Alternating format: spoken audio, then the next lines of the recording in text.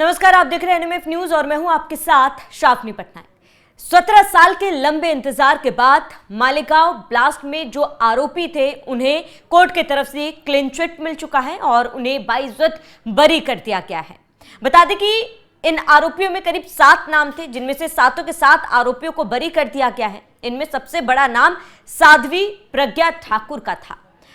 आपको बता दें कि जैसे ही साध्वी प्रज्ञा ठाकुर को क्लीन चिट मिला, उन्हें बाइज्जत बरी किया गया। उन्होंने कई बड़े खुलासे किए हैं इस मामले में। बताते हैं कि साध्वी प्रज्ञा ठाकुर जब बाइज्जत बरी होकर अपने घर लौटी, तब उनका जोरदार स्वागत किया गया। खुले दिल से लोगों ने उनका स्वागत किया। लेकिन इसी बीच मीडिया से बातचीत में साध्वी प्रज्ञा ठाकुर ने एटीएस पर कई बड़े आरोप लगाए हैं और वो आरोप जो सबको चौंका देंगे।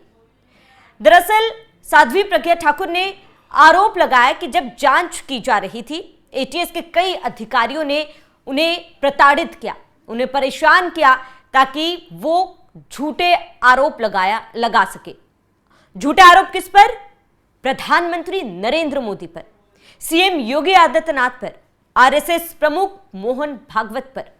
साध्वी प्रज्ञा ठाकुर ने यह कहा कि मुझ पर जबरदस्ती की जा रही थी कि मैं ये बयान दूं कि इस आतंकवादी ब्लास्ट के पीछे, हमले के पीछे इन सभी लोगों का हाथ है। बता दें कि जब ये ब्लास्ट हुआ था, तब हिंदू आतंकवाद नाम से ये जो नाम था काफी ज्यादा प्रचलित था। ये नाम को लेकर कई आरोप लगाए गए थे और इस नाम को उजागर करने के लिए आरोप कांग्रेस पर लगा था।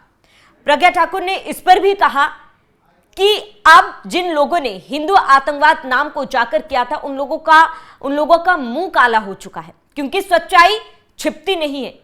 देर से ही सही सच्चाई बाहर जरूर आती है।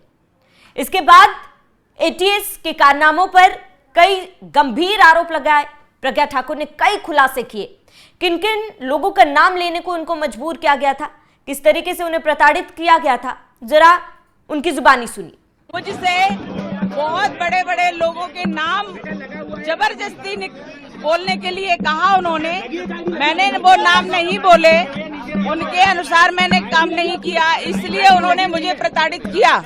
और उन नामों में विशेष तौर पर माननीय भागवत जी का नाम, राम माधव जी का नाम,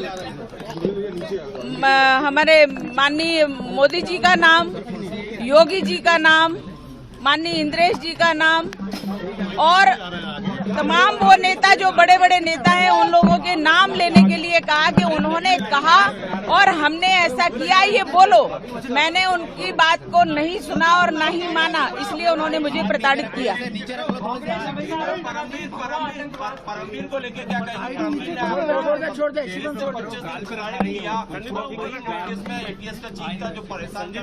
मैंने बार बार ये कहा है, बहुत ही निकृष्ट, बहुत ही अधम व्यक्ति है परमवीर सिंह, क्योंकि उसने हर सीमा पार की है, हर कानून को तोड़ा है और कानून से बाहर जाकर के उसने मुझे प्रताड़नाएं दी हैं। अकेले परमवीर सिंह ने नहीं, पूरे एटीएस के अधिकारियों ने प्रताड़ित किया है, पुरुषों ने प्रताड़ित किया है, हर कानून को तोड़ा है। उन्होंने मुझे गैर कानूनी 13 दिन तक रखा और 11 दिन की कस्टडी। इस प्रकार से मैं 24 दिनों तक पुलिस कस्टडी में रही और प्रताड़नाएं झेलती रही एटीएस। तो प्रज्ञा ठाकुर को सुना आपने किस तरीके से नाम लेकर वो खुलासे कर रही है, एटीएस अधिकारियों पर वो आरोप लगा रही है। जब इन तमाम बातों का जिक्र किया गया, उसके बाद मांग उठने लगी कि उन एटीएस अधिकारियों के खिलाफ भी कार्रवाई की जाए, जांच बिठाया जाए, जिन्होंने ये दबाव बनाया था कि इस पूरे हमले में प्रधानमंत्री नरेंद्र मोदी का नाम लिया जाए। कहीं ना कहीं देश के सर्वोच्च पद पर बैठे इन लोगों का नाम लेना, सीधे तौर पर उन्हें फंसाना, झूठे आरोप में फंसाने की साजिश रचना है, जिसके खिलाफ कार्रवाई करनी चाहिए, जांच बिठाना चाहिए। इसके साथ ही जब प्रज्ञा ठाकुर रिहा होकर आई, बरी होकर आई, आरोप मुक्त होकर आई है, इस पर उनका क्या कहना है वो सुनिए। धर्म की, सत्य की जीत होती ही है और सत्य की जीत हुई है। मैंने कहा था सत्यमेव जयते, सत्य कभी पराजित नहीं होता।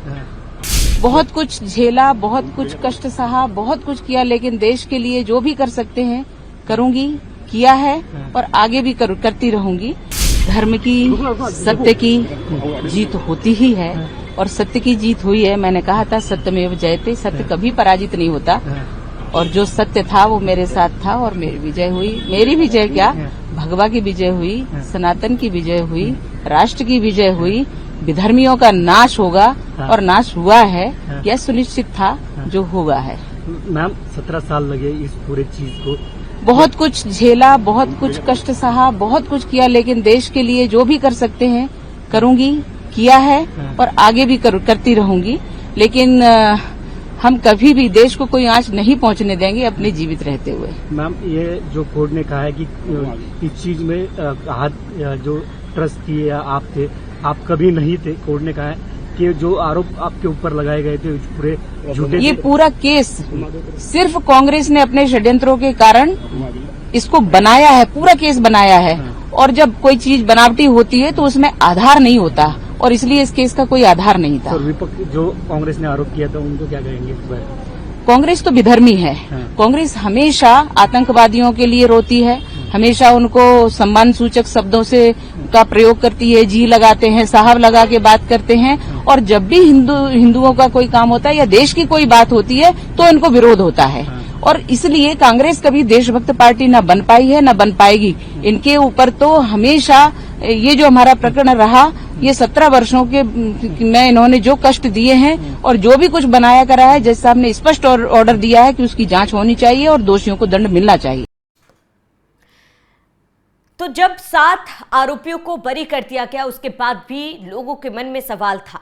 हालांकि सभी सवालों का जवाब कोर्ट ने दे दिया। कोर्ट ने साफ कहा कि इसमें कोई भी पर्याप्त सबूत नहीं है कि इन सभी आरोपियों को दोषी ठहराया जा सके। जो भी सबूत पेश किए गए थे वो पर्याप्त नहीं है, या फिर वो कुछ भी प्रूफ नहीं कर पा रहे हैं। इसलिए इतने सालों तक ये केस चला, वो गलत था। इसके बाद कोर्ट ने अपना ये फैसला सुनाया। अब आपको बताते हैं कि साध्वी प्रज्ञा ठाकुर है कौन, क्यों इतने ज्यादा वो प्रचलित है और उनकी जीवन कहानी क्या है। तो बता दें कि साध्वी प्रज्ञा ठाकुर मूल रूप से मध्य प्रदेश के चंबल अंचल की रहने वाली है। उनका जन्म भिंड जिले के कचवाहा गांव में हुआ था। वो भिंड के लाहर कॉलेज से पढ़ी हैं। राजनीति में आने से पहले अखिल भारतीय विद्यार्थी परिषद और राष्ट्रीय स्वयंसेवक संघ से जुड़ी वह कई सामाजिक संगठनों में सक्रिय सदस्य के रूप में काम की।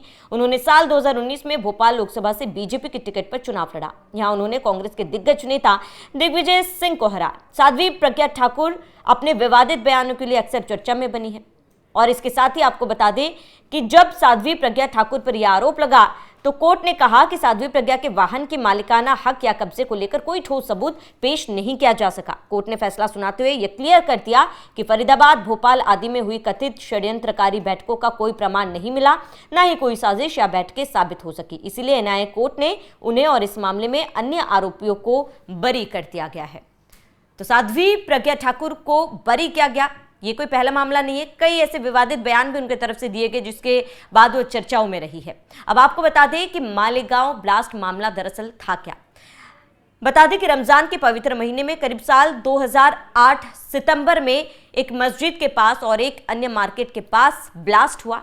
इस ब्लास्ट में करीब 6 लोगों की जान चली गई, 90 लोग से ज्यादा लोग घायल हो गए, जिसका सीधा आरोप 7 से अधिक लोगों पर पड़ा था। और इसके साथ ही कहा गया था कि हिंदू संगठन के कुछ लोगों ने यह ब्लास्ट कराया था, जिसके बाद राजनीतिक रूप से भी इस मामले ने तूल पकड़ा था। जिसके बाद करीब 17 साल बाद कोर्ट ने अपना फैसला सुनाया। कोर्ट ने सभी को क्लीन चिट दे दिया है। इसके बाद साध्वी प्रज्ञा ठाकुर ने कांग्रेस पर भी वो जमकर बरसी। उन्होंने कहा कि कांग्रेस ने जिस तरीके के अपशब्द कहे थे उनके लिए ये मुंह तोड़ जवाब है। और इसके साथ ही साध्वी प्रज्ञा ठाकुर ने यह भी कहा कि आतंकवाद का रंग और चेहरा दोनों है। आतंकवाद का रंग हरा है और पाकिस्तान आतंकवाद का जड़ है। खुलकर प्रज्ञा ठाकुर ने यह बयान भी दिया था। फिलहाल सभी आरोपियों को बरी कर दिया गया है। ये एक बहुत बड़ी खबर है। और इसके साथ ही सभी ये मांग कर रहे हैं कि जो बातें प्रज्ञा ठाकुर की तरफ से कहे गए हैं, बयान दिया गया है, खुलासा हुआ है, एटीएस अधिकारियों पर सवाल उठ रहे हैं। इस मामले पर सभी ये मांग कर रहे हैं कि जांच होनी चाहिए और अगर आरोप सिद्ध होते हैं तो उन अधिकारियों के खिलाफ सख्त कार्रवाई करनी चाहिए। फिलहाल आपका इस पूरे मामले पर क्या कहना है, हमें कमेंट कर जरूर बताएं। साथ ही बने रहिए NMF न्यूज के साथ।